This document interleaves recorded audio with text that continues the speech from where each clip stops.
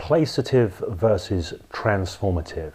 This is what I want to talk about in this video. Two different approaches to self-change, self-transformation, or if you're in the business of helping others make changes, this applies equally too.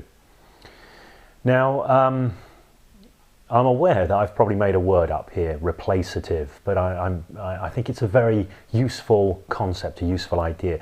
Much of what people do when they're looking at self-change, they're looking at changing their lives, is replacetive in its orientation. And by this, I mean they look at some aspect of themselves, how they are, who they are, how they're showing up, how they're engaging, and they make a judgment about it.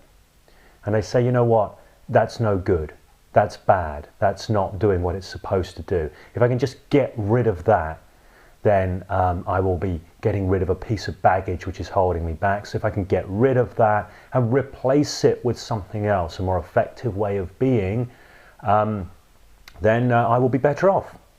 And it makes absolute sense. It really does. It just seems like the most obvious thing. If I can just cut out all the bad parts and perhaps replace them with better new parts, then I will be okay.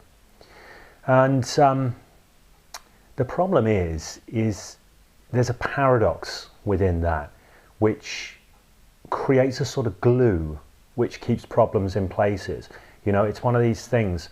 I made a video a little while ago, I have to put it out, I haven't put it out yet, talking about how the way out is in and through. Often the most obvious direction to go in ends up compounding and creating the problem. And this is what happens with a replacetive attitude to aspects of self, aspects of behavior, and this kind of thing. You see, the driving force behind them is one of judgment and condemnation. Okay, judgment, condemnation, maybe even hating to a certain degree. When somebody is doing that, they are judging, condemning, and hating on an aspect of themselves, and they are trying to cut it out and get rid of it.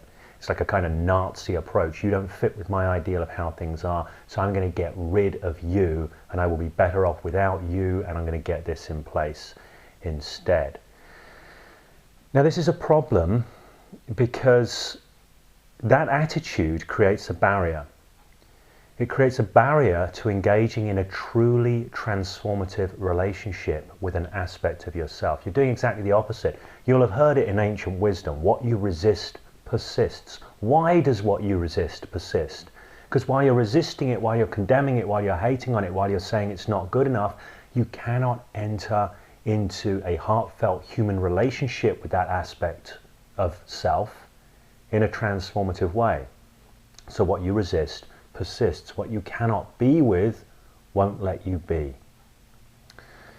So the replacetive approach doesn't work. What's really required is a transformative approach. It's the ability to connect with yourself or an aspect of yourself in a transformative way. And this means having a very different attitude and feeling towards that particular aspect of self. It means having a feeling of being able to meet that aspect of self with curiosity, with understanding, with compassion, with love even, self-love. You know, people talk about self-love and some people recoil from that idea because they've got all sorts of negative frames around narcissism and this kind of thing going on. But if you just feel that energy of love and know how to bring that to bear upon aspects of self, well, these are useful ways to enter into transformative relationships. You see, if you take that idea, what you cannot be with won't let you be, well, then you have to be with something. You have to be with an aspect of self. And how are you going to be with that aspect of self? How are you going to be with the element that you want to transform? Well, you need to be with positive human energies, transformative energies, joy, curiosity, compassion, gratitude, welcoming, these sorts of things. It's only when you can be with aspects of self in this way that you can help bring what's beneath those aspects of self, which is something fundamentally human that wants to come through. It's only then that you can assist that in coming through in a more positive, more nourishing, more fulfilling, more useful way. So that's the distinction, replacetive versus transformative. Now, I also want to point out here from a pragmatic level, if you are a practitioner of NLP or hypnosis or whatever, watch out for this.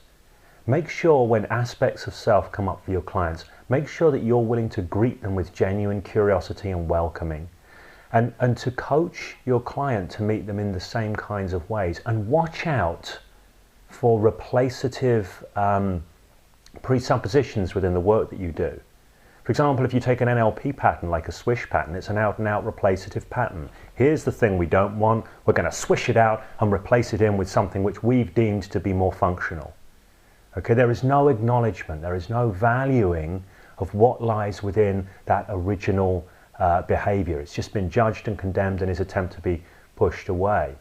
What's more useful is to meet that old behavior in a useful way and, yes, introduce to the conversation a possible new way of being.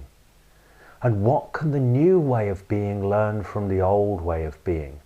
And what can the old way of being learn from the new way of being? So instead of swishing away and replacing with something new, flow the old way into the new way and the new way into the old way, and backwards and forwards and in and out like the yin and the yang.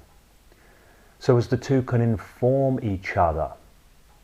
And then you can bring all sorts of other stuff into the mix as well and see what kind of new way of being emerges transformatively from that mix. That's a more transformative way of working.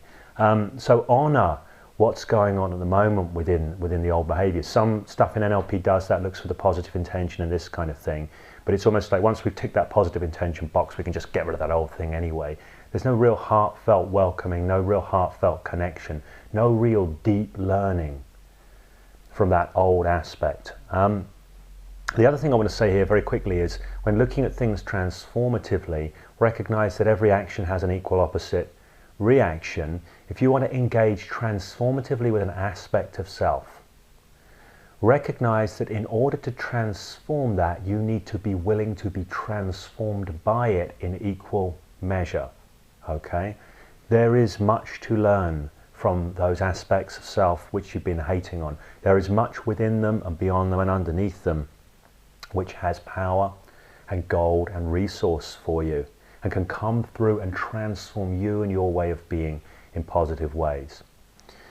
So I hope that's opened your mind up to a few possibilities and got you to start thinking perhaps a little bit differently about aspects of self that perhaps in the past you've been hating on, you've been trying to push away, and perhaps moving you to a point towards where you can bring more human understanding, more human compassion, and more of a willingness to connect deeply with those aspects of self and be transformed by them as you transform them, and everything is freed up to go beyond what it was.